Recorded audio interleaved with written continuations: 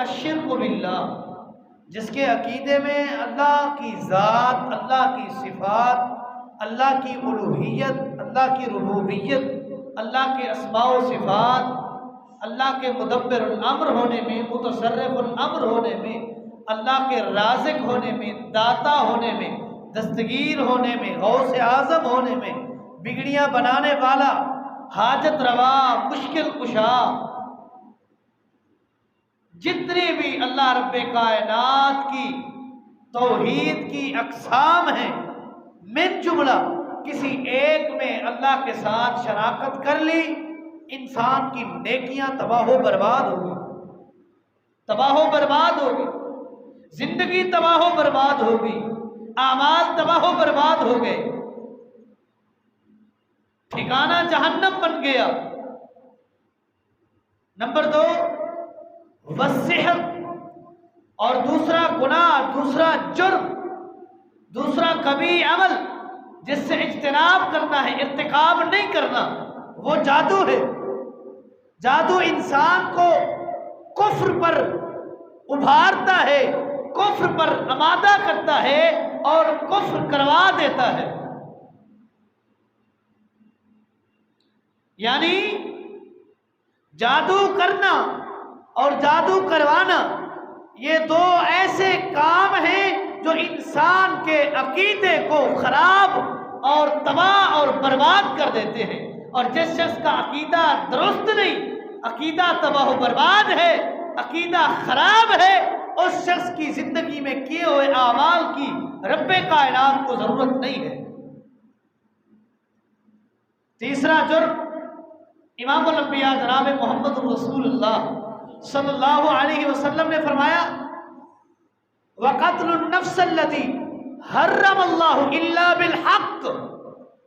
کسی ایسی جان کو قتل کرنا کہ جس کا قتل کرنا حق بھی نہ ہو، بغیر حق کے کسی معصوم جان کو قتل کر دینا، بلی کا بکرا بنا لینا، اپنی انا کی بھیٹ چڑھا دینا، اپنی دشمنی کے گرد اس کی اس معصوم جان کو لپیٹ کر اس سے یہ معصوم جان چھین لینا۔ امام الانبیاء فرماتے ہیں صلی اللہ علیہ وسلم، جس شخص نے کسی شخص کو، کسی مومن کو بغیر حق کے قتل کیا، اس نے ان مہلک اور کبیرہ گناہ کا ارتکاب کیا ہے کہ جس کے ارتکاب کرنے سے رب کائنات تباہی اور بربادی مقدر بنا دیتے ہیں۔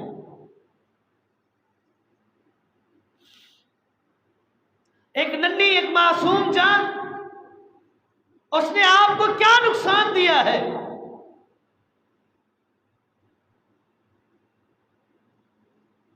آج کل میڈیا کا دور ہے، پرنٹ میڈیا ہو، الیکٹرانک میڈیا ہو، سوشل میڈیا ہو،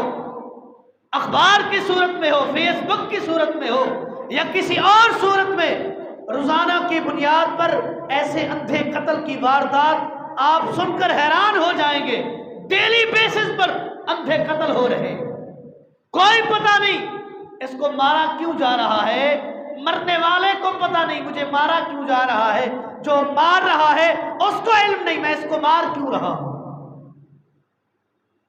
بم دھماکے، گن پوائنٹ پر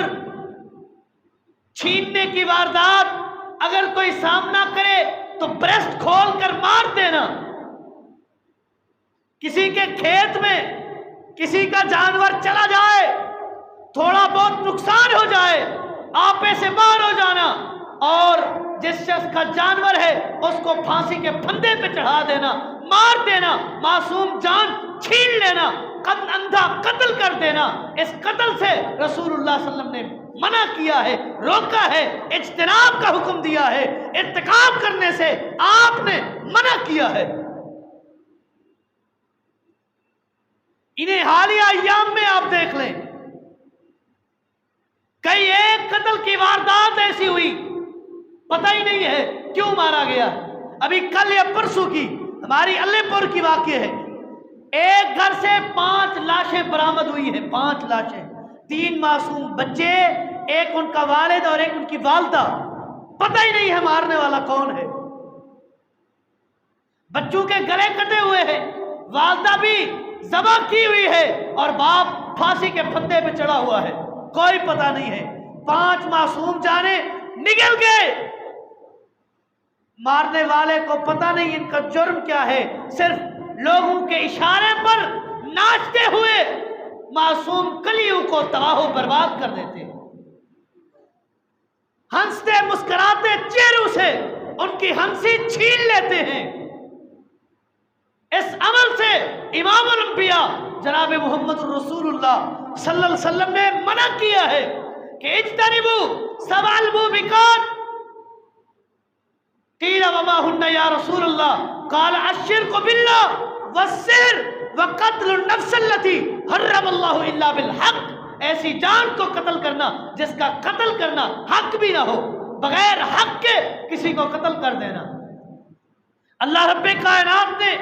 قرآن مقدس میں منع فرمایا ہے وَلَا تَقْتُلُوا النَّفْسَ الَّتِي حَرَّمَ اللَّهُ إِلَّا بِالْحَقِّ۔ ایسی جان کو قتل نہیں کرنا جس کا قتل کرنا حق بھی نہ ہو۔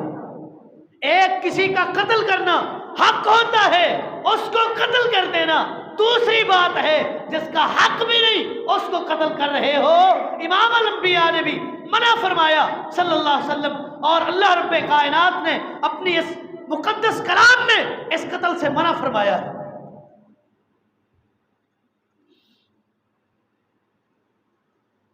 اب بار بار میں یہ بات کہہ رہا ہوں کہ جس کا قتل کرنا حق بھی نہ ہو اس کو قتل کرنا، جس کا قتل کرنا حق ہے وہ کون لوگ ہیں؟ وہ کون لوگ ہیں؟ امام الانبیاء جناب محمد رسول اللہ صلی اللہ علیہ وسلم نے فرمایا لا یحل دم امرئ مسلم، کسی مسلمان کا خون حلال نہیں ہے، کسی مسلمان کا خون کسی دوسرے مسلمان پر حلال نہیں ہے۔ کون سا مسلمان؟ امام الانبیاء اکرم الانبیاء جناب محمد رسول اللہ صلی اللہ علیہ وسلم نے فرمایا یشہد اللہ الہ الا اللہ، وہ مسلمان جس کے عقیدے میں عقیدہ توحید کوٹ کوٹ کر بھرا ہوا ہے، ایسے مسلمان کو قتل کرنا حلال نہیں ہے۔ وَأَنِّي رَسُولُ اللَّهِ، اور جو شخص یہ گواہی دیتا ہے کہ میں اللہ کا رسول ہوں، ایسے شخص کا قتل بھی حلال نہیں ہے۔ ایسے شخص کا قتل بھی حلال نہیں ہے۔ حلال کن لوگوں کا قتل ہے؟ امام الانبیاء نے فرمایا الا باحدى ثلاث، 3 قسم کے لوگ ایسے ہیں کہ جن کا قتل کرنا حلال ہے، جن کا قتل کرنا حلال ہے۔ امام الانبیاء جناب محمد رسول اللہ صلی اللہ علیہ وسلم نے فرمایا النفس بالنفس، کسی نے کسی کو قتل کیا اس کے بدلے میں اس کو قتل کرنا حلال ہے۔ کسی معصوم جان سے جان چھینی، بدلے میں اس کی جان چھینی جائے، یہ قتل حلال ہے، یہ قتل حلال ہے۔ وَالتَّارِكُ لِدِينِهِ، اور ایسا شخص جو دین اسلام سے پھر جائے، ارتداد کرے، مرتد ہو جائے، مرتد کا قتل کرنا بھی حلال ہے۔ جو دین اسلام کو چھوڑ دے، دین حنیف کو چھوڑ کر کسی اور ملت کی طرف راغب ہو جائے، اس عقیدے کو اپنا لے، اسلام کو چھوڑ دے، ارتداد کرے، ایسے شخص پر قتل، ایسے شخص کا قتل حلال ہے۔ اور تیسرا السیب الزانی، شادی شدہ ہے،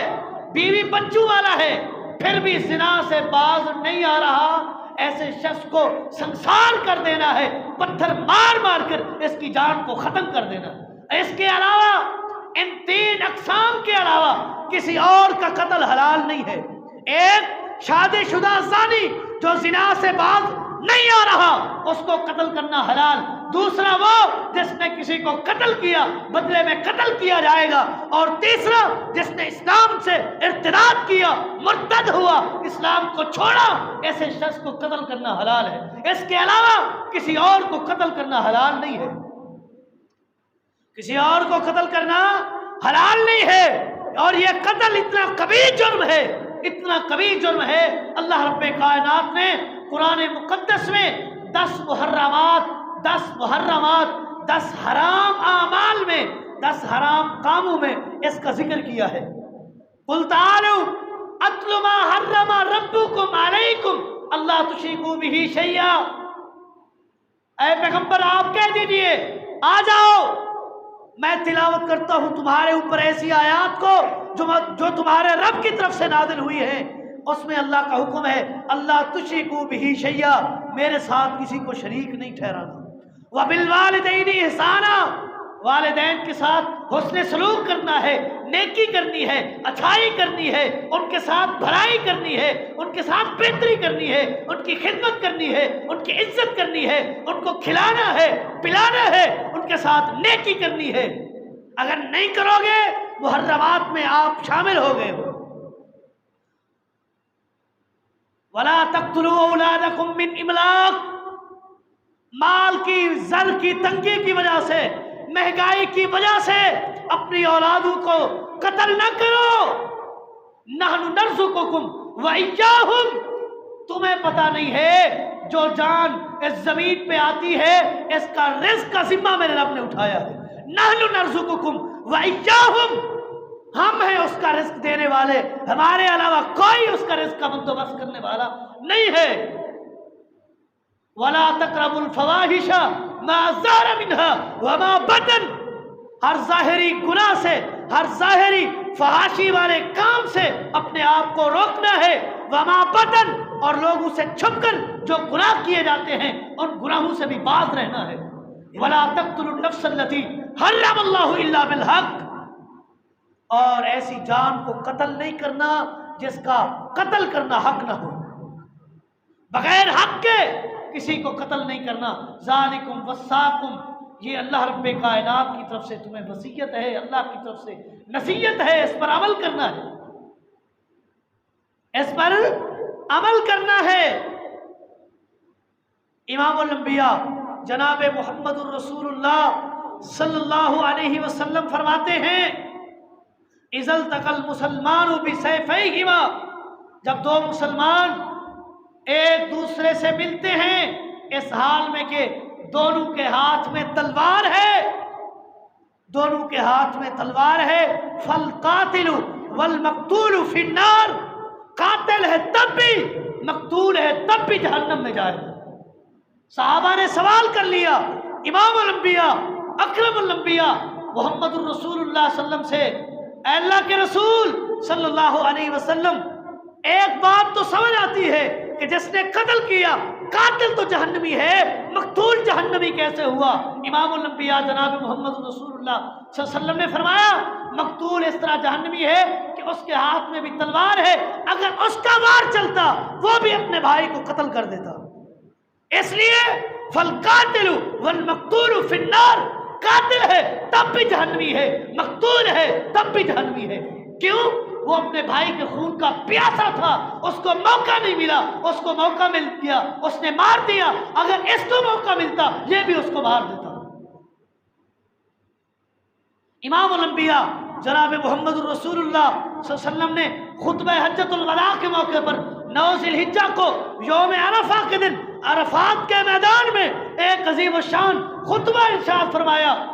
جس کو خطبہ حجۃ الوداع کہتے ہیں۔ امام الانبیاء فرماتے ہیں، امام الانبیاء جناب محمد رسول اللہ صلی اللہ علیہ وسلم نے فرمایا ان اللہ حرم علیکم دماءکم واموالکم، اللہ نے تمہارے اوپر تمہارے خونوں کو، تمہارے مالوں کو حرام کیا ہے، کحرمت یومکم ھذا فی بلدکم ھذا، جس طرح اس 9 ذی الحج کے دن کی حرمت ہے اس مکہ شہر کی حرمت ہے، جیسے اس میں کسی قسم کا نقصان نہیں کرنا، نہ اس دن میں کسی قسم کا نقصان کرنا ہے، اسی طرح تمہارا خون بھی حرام ہے اور تمہارے مال بھی ایک دوسروں پر حرام ہے۔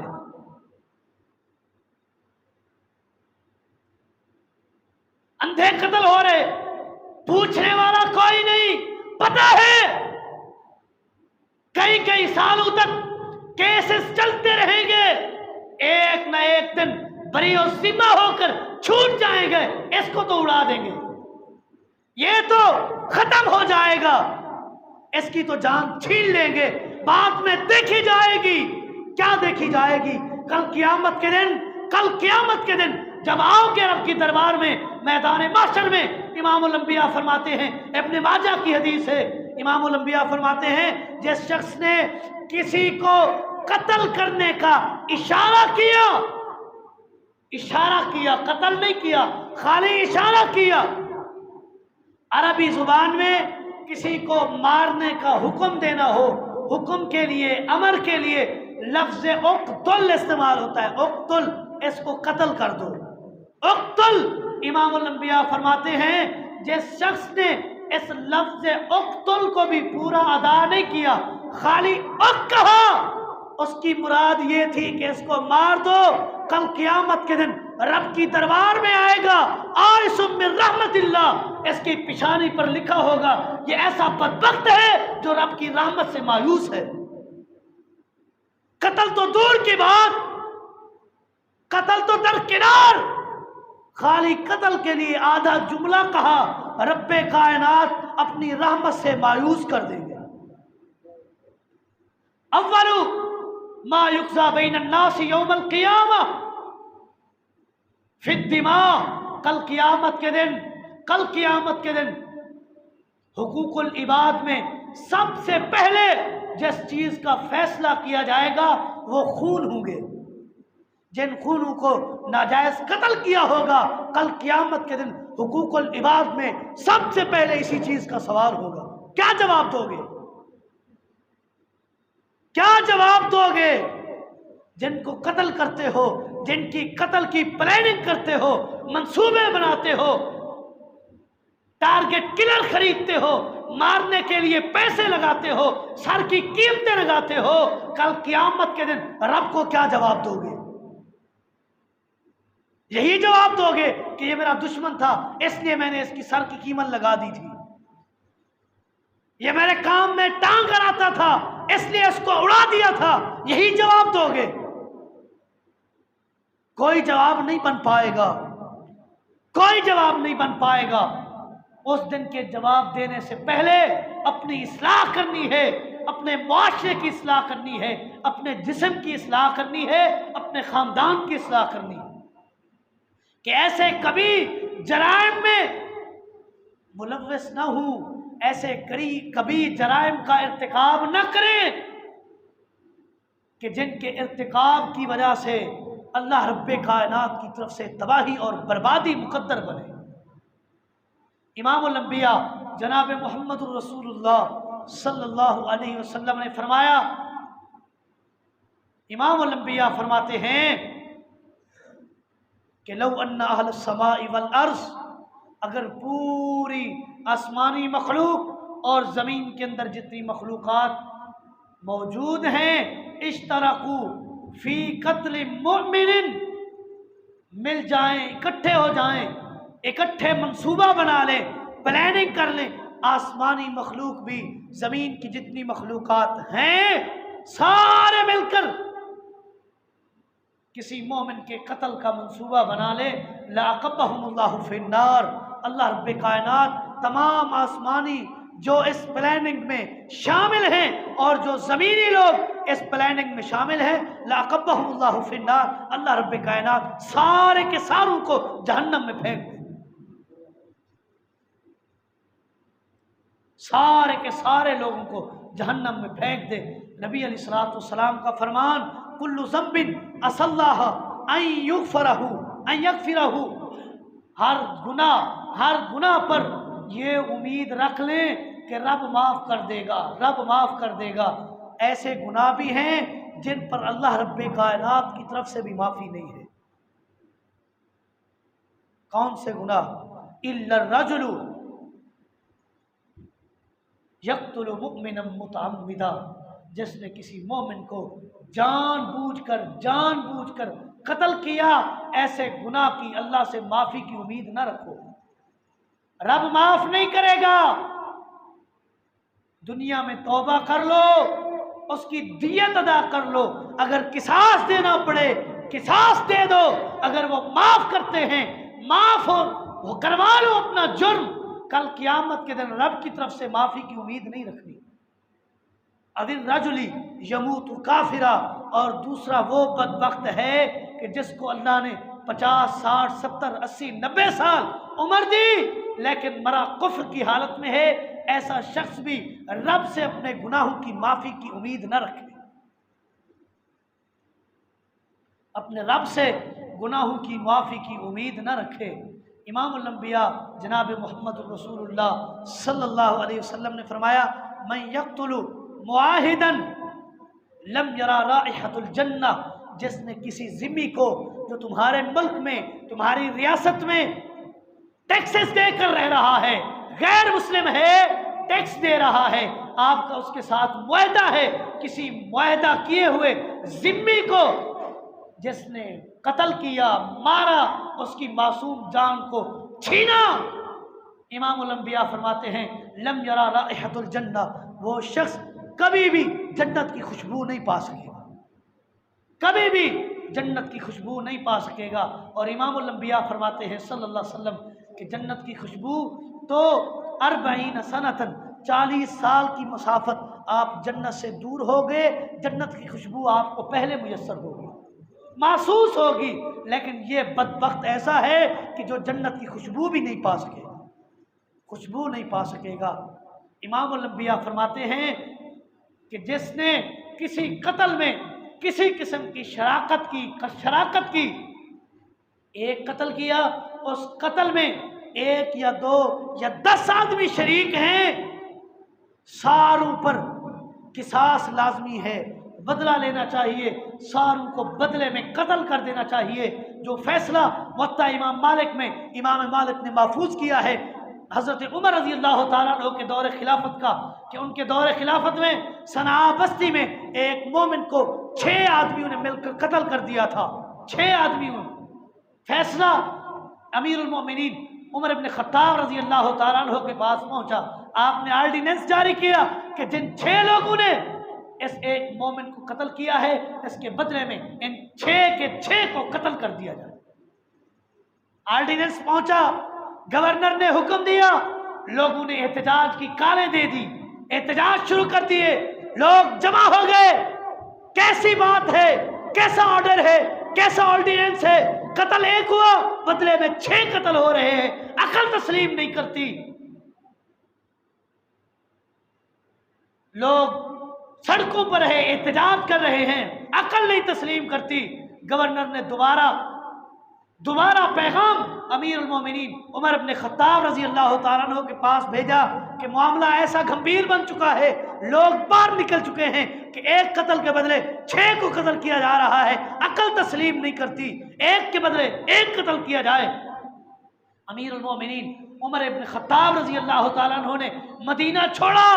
صنعاء بستی میں پہنچے، لوگوں کو جمع کیا ایک میدان میں اور خطبہ دیا۔ کیا خطبہ دیا؟ امیر المومنین کی فقاہت میں قربان جاؤں، امیر المومنین عمر بن خطاب رضی اللہ تعالیٰ عنہ نے رسول اللہ کی اس حدیث کی ترجمانی کی ہے، فرماتے ہیں یہ تو 6 آدمی ہیں، اگر پوری صنعاء بستی اس ایک مومن کے قتل میں ملوث ہوتی، امیر المومنین عمر بن خطاب کسی ایک کو بھی معاف نہ کرتا، اس کے بدلے میں پوری کی پوری بستی کو قتل کر دیا جاتا۔ یہ اس حدیث کی ترجمانی ہے جو امام الانبیاء نے فرمائی ہے، اگر زمین و آسمان کی مخلوقات کسی ایک مومن کے قتل پر جمع ہو جائیں، لَعَقَبَّهُ اللَّهُ فِي النَّارِ، اللہ سب کے سب کو جہنم میں پھینک۔ لہذا یہ قتل کو چھوٹا موٹا جرم نہیں ہے، یہ چھوٹی موٹی کوئی چھوٹا موٹا گناہ نہیں ہے، چھوٹا موٹا کوئی قباحت والا کام نہیں ہے، یہ بہت بڑا گھمبیر جرم ہے۔